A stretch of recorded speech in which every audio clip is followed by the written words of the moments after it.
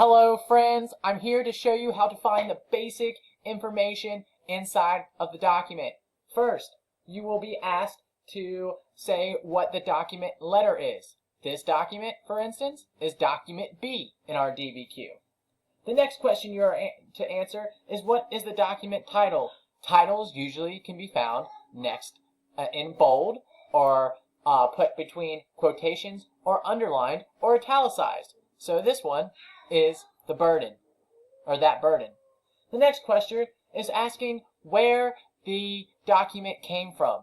Now, I'm reading the notes, the tiny text, because the tiny text is important, and based on what this has to say is that I can infer that this document is from the book.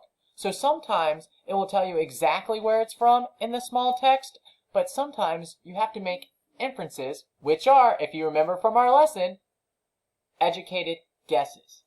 The next question is what date the document is written on, and it is okay that sometimes documents are not dated. So for this instance, this one isn't, but you could find it in the source notes or maybe somewhere in the text. So look for a date.